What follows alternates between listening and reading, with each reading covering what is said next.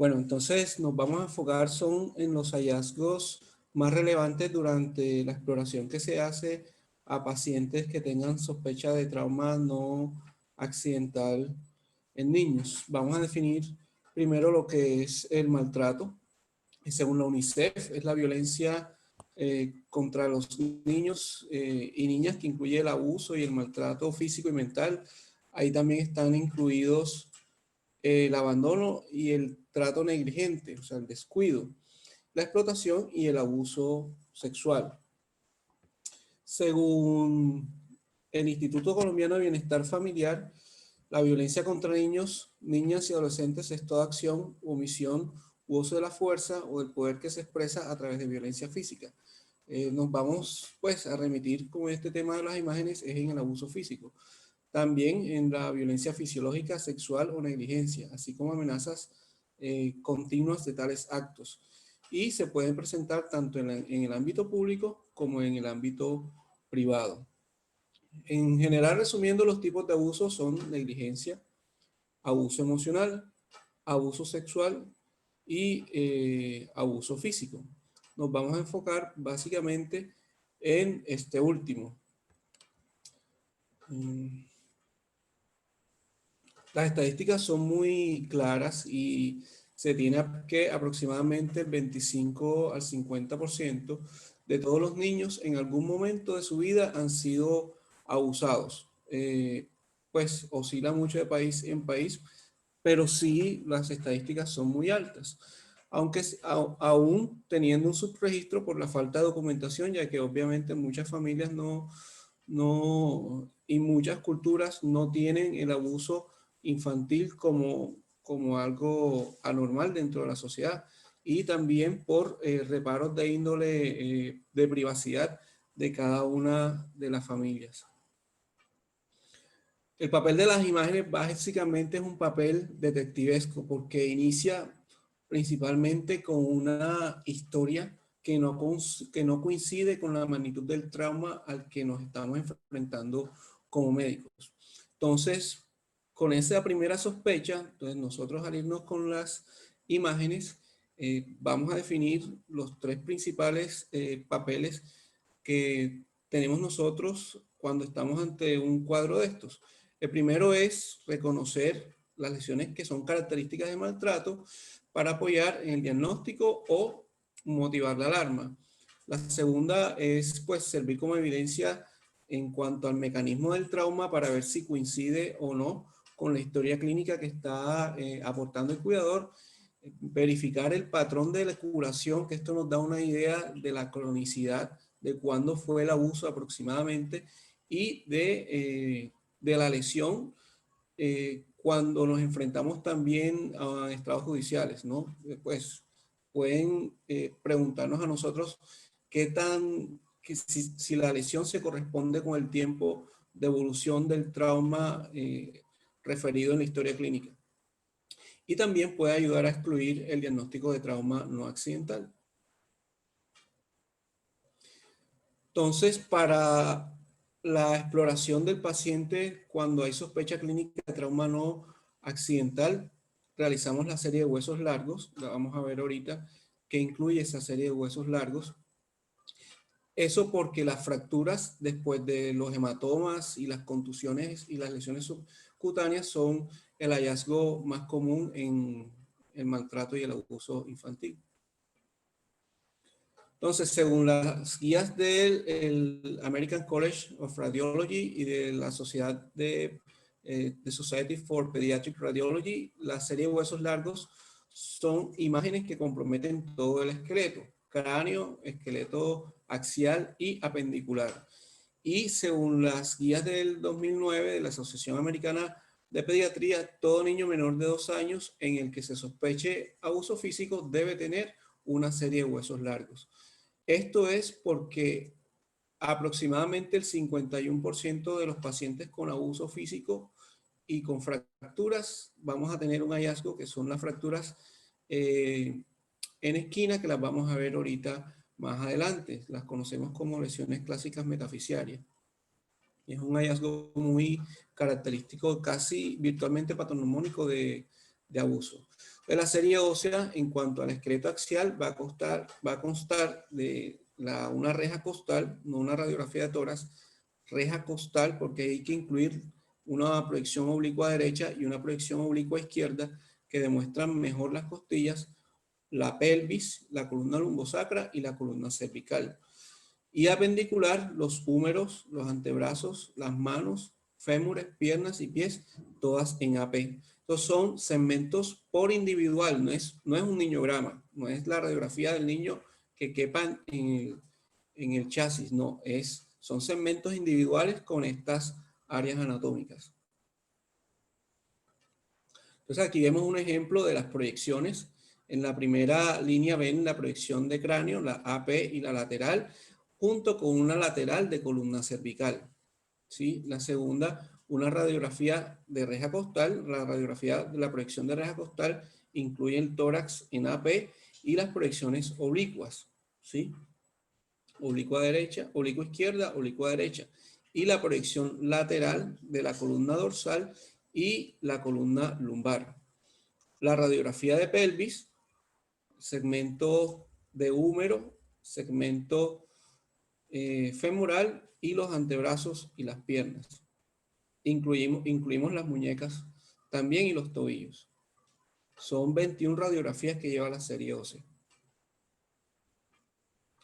Pasamos entonces a las fracturas metafisiarias, que son las fracturas que les digo yo que son las virtualmente patognomónicas de abuso infantil. Son vistas casi exclusivamente en niños menores de 2 años. Esto debido a que el tamaño del niño es el que permite que el niño sea cargado y sea agitado, sea zarandeado, y esos movimientos de aceleración y desaceleración brusca son los que inciden en las fracturas en la zona metafisiaria.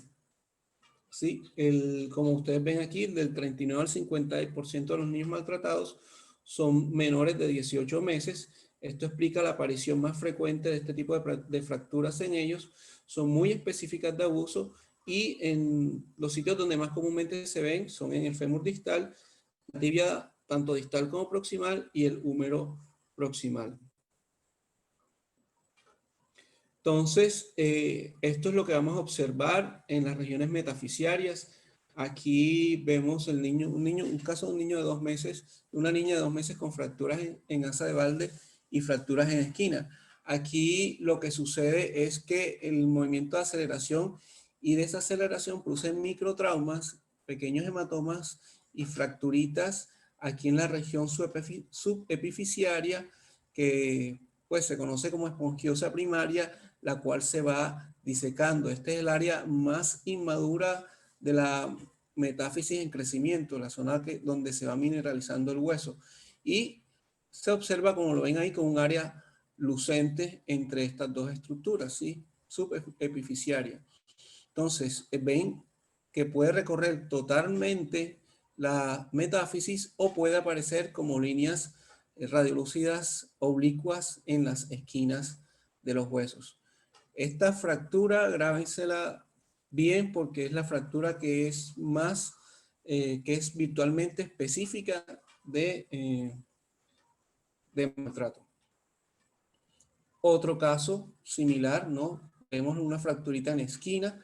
Estos casos son agudos. Ya cuando ustedes le ponen un poquito más de detalle, además de ver la fractura, pueden ver que hay callito óseo ya formándose en la metáfisis proximal a la fractura, y esa aparición de ese callito ya nos comienza a hablar que no es una fractura tan aguda, que no es del día que llega el paciente, sino que probablemente tenga alrededor de una semana, entre una semana y 7 días y 10 días de haber sucedido. Entonces hay que correlacionar bien el evento con lo que estamos viendo en la radiografía, a ver si coincide la historia del cuidador. También vemos las fracturas diafisiarias, en niños que no caminan y que se presentan de forma oblicua o en espiral, cuyo mecanismo de trauma es por torsión, que es como ustedes ven ahí, el hueso se tuerce básicamente como lo está haciendo este astronauta Chris Hadfield. Ahorita les cuento quién es esa persona. se produce en ese mecanismo de torsión. Y así como ven ustedes el agua, eso es una toalla húmeda que le está torciendo, el agua podemos hacer las veces de sangre, un hematoma que se queda en la capa subperióstica, ahí entre el huesito y el periósteo, y ahí es donde comienza a formarse el callito óseo. Entonces, el callito óseo lo vamos a ver así como estamos viendo el agua alrededor de esa toalla que está siendo torcida, entonces vamos a ver el callo óseo. Entonces, para hacerle un break, esto fue un experimento que le pidieron hacer unos niños de una secundaria de Canadá que querían saber qué sucedía con la tensión superficial en el espacio. Entonces él decidió mojar una toalla y torcerla, y ustedes ven que la tensión superficial del agua no o impide que el agua se desplace fuera de la toalla, queda ahí pegadita y no se va hacia ningún lugar. Entonces, volviendo al tema, es muy importante este tipo de fracturas en niños que no caminan, son muy indicativas de abuso. El mecanismo, como les dije, es una torsión, es una rotación del hueso sobre su mismo eje que supera la elasticidad del hueso y termina rompiendo. Ya cuando el niño empieza a caminar, empieza a correr, es cuando se puede ver este tipo de fracturas. Este tipo de fracturas lo vemos mucho en niños deportistas. Por ejemplo, hacen deportes de aceleraciones y desaceleraciones bruscas. Por ejemplo, los que hacen sprinting, los que hacen los que hacen fútbol, los que hacen béisbol, los que hacen tenis, por ejemplo, son niños que por lo general pueden presentar este tipo de fracturas. Pero, como les recuerdo, esta fractura en niños que no caminan es muy sugestiva de abuso y pueden tenerlas tanto desplazadas significativamente como no desplazadas. Y en algún momento esto podría confundirse con un vaso nutricio. Y ahí toca hacer una magnificación y pedirle al radiólogo que por favor revise. Entonces ya ahí le toca a uno revisar los contornos de la fractura, los márgenes, etcétera, para saber si es un vasito nutricio o es fractura. Otro tipo de fractura que está muy asociada al maltrato, sobre todo en lactantes y en neonatos, son las fracturas costales, que comprometen básicamente los arcos posteriores y aquellas que se dan sobre las líneas axilares medias. Son difíciles de visualizar porque por lo general son incompletas y no se desplazan. Además, hay muchas estructuras superpuestas. Puede estar la silueta cardíaca, puede estar los hilios pulmonares, el callado aórtico. Y por lo general, el mecanismo de lesión es que al paciente, vamos a ver la imagen que sigue, al paciente lo cogen con las dos manos en el tórax y tanto en la zarandeada como apretarlo bruscamente producen este tipo de fracturas. La imagen que observan a la derecha es un espécimen de patología donde vemos las fracturitas en diferentes fases, ¿no? Hay una que está muy aguda, otras que están subagudas con un poquito de hematoma, de sangrecita en el lecho de fractura.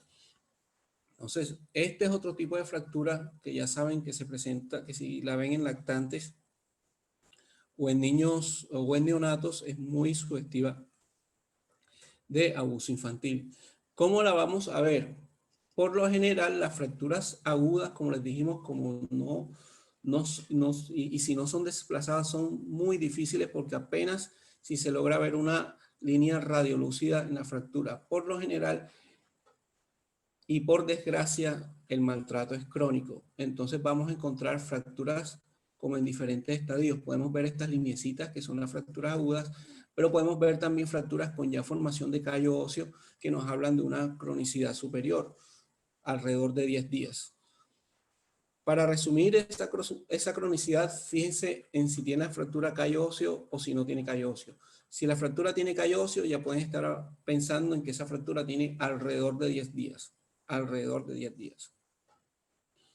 Entonces ustedes ven, en algunos casos se ven, si están un poquito desplazadas las fracturas, pueden verlas como esas imágenes radiolúcidas. Más de lo mismo, en tomografía, en este caso vemos la fractura y vemos el callo óseo, vemos las lineecitas radiolúcidas que, fíjense, aquí no es muy fácil verla porque se meten estructuras como los vasos pulmonares y la silueta cardíaca hacia atrás.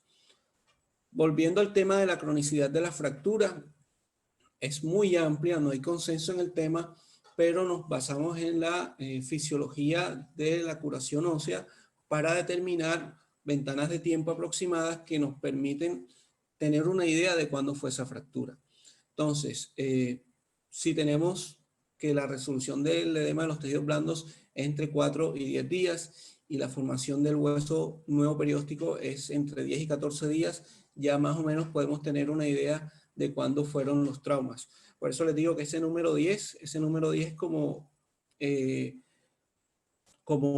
un punto, como un faro que nos puede decir a nosotros qué tan certera es la historia que nos está dando el paciente.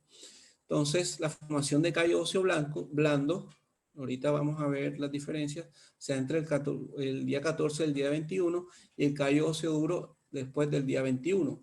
Entonces, ya con esos datos podemos nosotros tener una idea de de si la historia coincide o no coincide. Entonces, hay estudios separados que han mostrado que series óseas de seguimiento pueden proveer información adicional en 38 a 61% de los casos. Realmente estos estudios de seguimiento es muy importante por lo que les comenté anteriormente. Desafortunadamente, el abuso es crónico. Entonces, si inicialmente nosotros no vemos una fractura, pero seguramente tenemos la sospecha, podemos recomendarle una serie ósea de seguimiento alrededor de los 14 días. ¿Sí? Ahí nos van a aparecer las fracturas que habían sido invisibles, que estaban agudas, ya con su callito óseo, y podemos identificarlas más fácilmente. Esto parte mucho de la sospecha clínica. Entonces aquí vemos un ejemplo, por ejemplo, en esta radiografía hay una fracturita tipo avulsión, que eso realmente tiene que haber mucha correlación clínica para ponerle esto nombre de fractura, porque puede ser una osificación idiopática, por ejemplo, ahí de la cápsula articular. Puede ser una variante anatómica normal, pero en ese caso entonces se le pide al paciente un control a los 14 días y ya vemos cómo hay callito óseo, sobre todo en la región medial de la metáfisis. Entonces, sí hubo una fractura, esta fractura está en curación y tiene una evolución de más de 10 días, como les estaba mencionando anteriormente. Y fíjense que los hallazgos son muy sutiles y por eso hay que estar muy atentos a los patrones en las imágenes. Entonces, estas dos secuencias es para que tengan una idea de cómo se curan las fracturas. Vemos la fractura aguda en el día 1, la fractura en el día 4 todavía no presenta callo óseo. Aquí en el día 7 ya comienzan a ver esta zona más radiopaca que los tejidos blandos, pero no tan densa como el hueso. Esto ya es la formación de callo óseo blando, ¿no? Le llamamos. Y el callo óseo, y casi que maduro, es este que ustedes observan acá, casi de la misma densidad de la diáfisis femoral fracturada. Los niños tienen una ventaja, que es la remodelación ósea. Muchos incluso con poca tutoría o con inmovilizaciones básicas logran una curación con remodelación, incluso en fracturas desplazadas del hueso que ha sido objeto de lesión. Pasamos ahora a las lesiones del sistema nervioso central. Realmente no son tan frecuentes como las lesiones óseas. Es alrededor del 12% de los niños que son abusados físicamente, pero vemos que el 80% de las muertes de los pacientes que mueren por abuso tienen trauma en el sistema nervioso central, sobre todo en menores de 2 años. Entonces, no son tan frecuentes, pero cuando se presentan, el trauma es más letal. Menores de 1 año, el 95% de las lesiones, de todas las lesiones serias fueron trauma del sistema nervioso central, y alrededor del 64% de todas las lesiones craneales en general resultan de un abuso. Es muy raro que un niño, un gateador o un niño, un lactante o un neonato tenga trauma craneal. Eso es realmente raro. Entonces, Y además que está demostrado que para que se fracture un trauma, se fracture un cráneo de un niño alrededor de un año, se necesitan energías altas. Y una energía alta, para ponerle un ejemplo, está demostrado que caídas de alrededor de 1,80 m es difícil que produzcan fracturas de cráneo. Entonces, es una energía de alto poder que llega a producir fracturas. Es muy común que ustedes vean que la historia del niño que se cayó de la cama, o sea, realmente eso es extremadamente raro, que un niño que se cae de la cama, incluso de los brazos del cuidador, tenga una fractura. Entonces, ojo con las fracturas de cráneo en niños lactantes y en gateadores. Cuando ya el niño comienza a caminar es otra historia. Entonces, el pronóstico de estos niños es muy, es muy malo comparado con los niños que tienen trauma accidental. Y tan malo es que el 50% progresan a discapacidad severa o a estado vegetativo.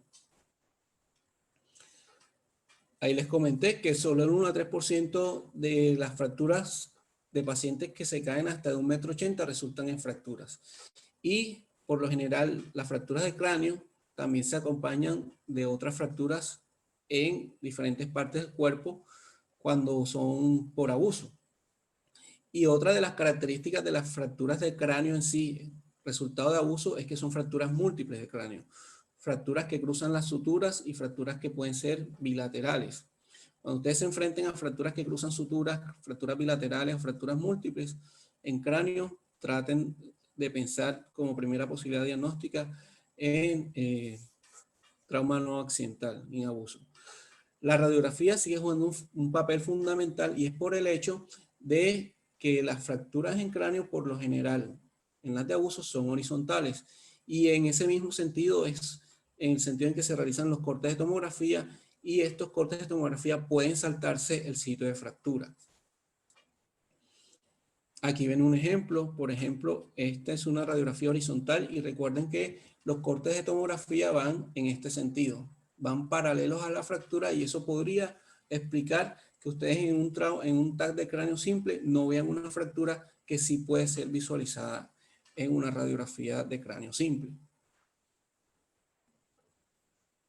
Hay dos mecanismos de fractura básicos para el trauma de cráneo en abuso. El primero es la lesión directa, en la cual el cuidador golpea el cráneo del niño o al niño contra un objeto o con un objeto al cráneo del niño. Y la indirecta es cuando lo agita, el famoso zarandeo.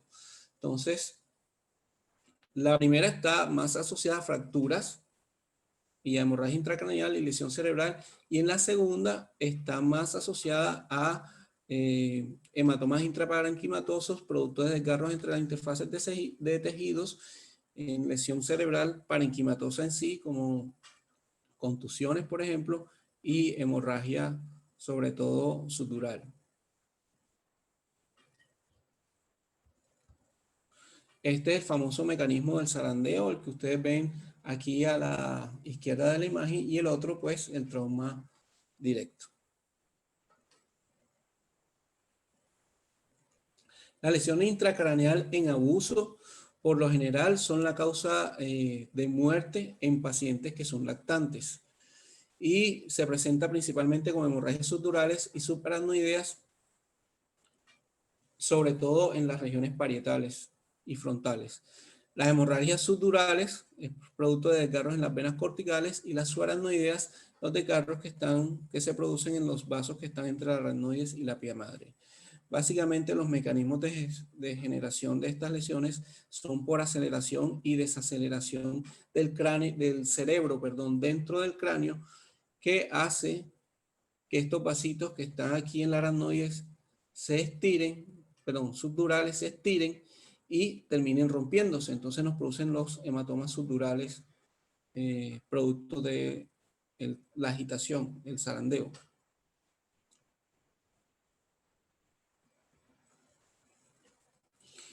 En estos cuadros, y dependiendo de la evaluación neurológica que ustedes hagan, entonces va a estar indicado, bien sea la radiografía de cráneo simple, si el paciente viene consciente, pero ustedes le sospechan que es víctima de abuso, o si el paciente tiene alguna alteración neurológica, entonces sí pasamos a la tomografía. La hemorragia subaracnoidea aparece como una forma de una luna creciente hiperdensa que se va tornando hipodensa hasta tener la misma densidad del líquido cefalorraquídeo cuando ya son viejas. La hiperdensidad hace saber que el trauma es agudo.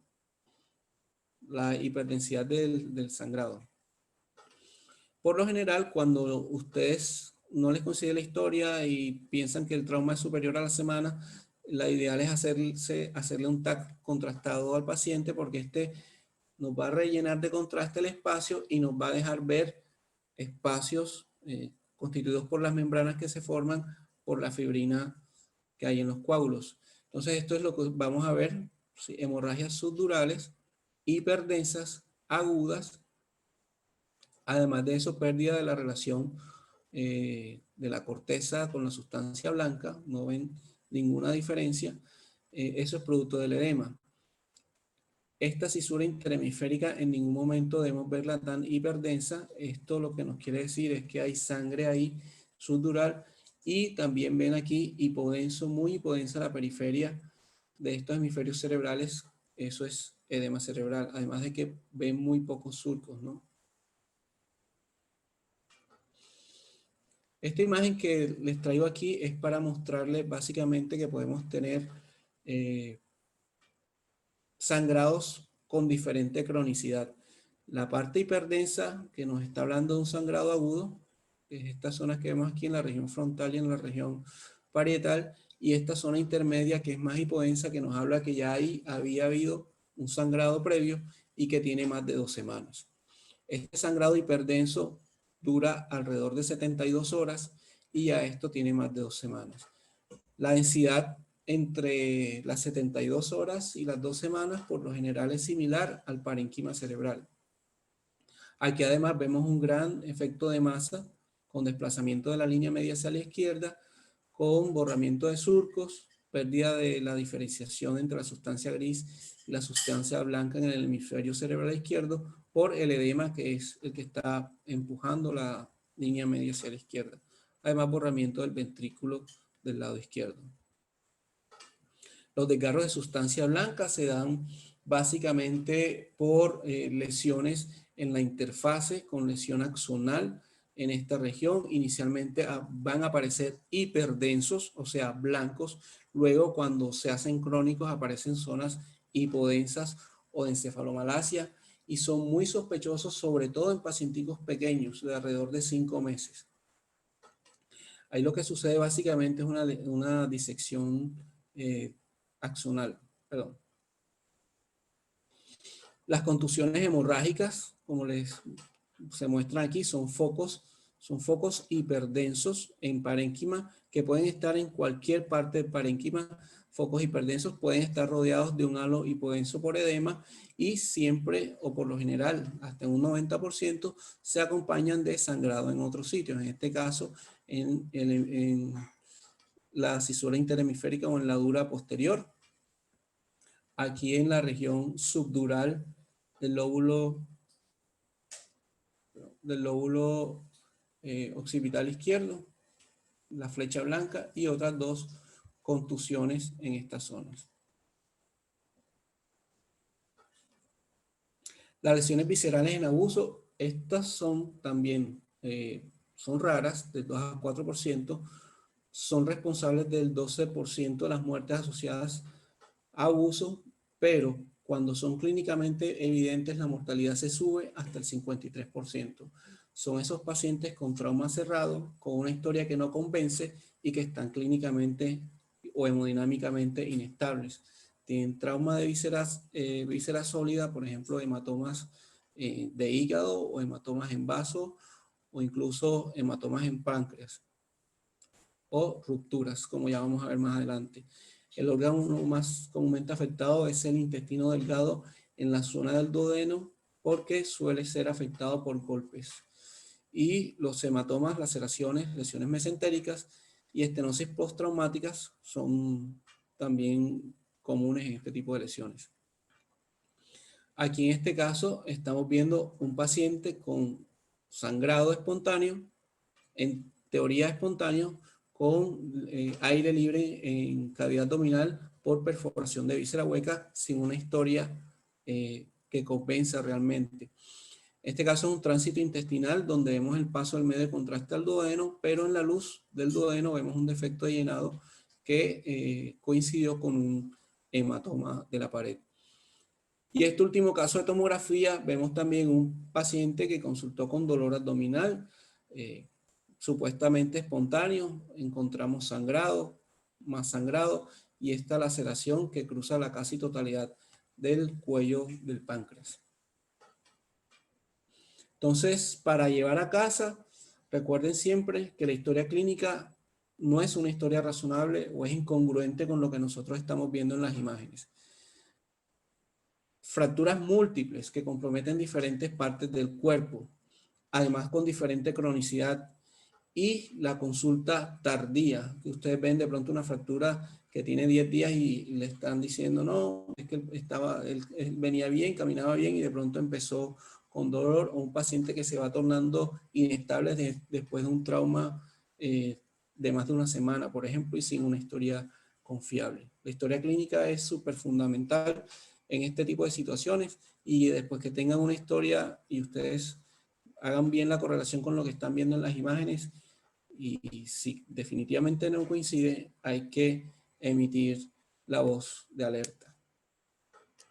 Muchísimas gracias, espero que les haya gustado la presentación. Nuevamente gracias a la Regional Bolívar de la Sociedad Colombiana de Pediatría por la invitación.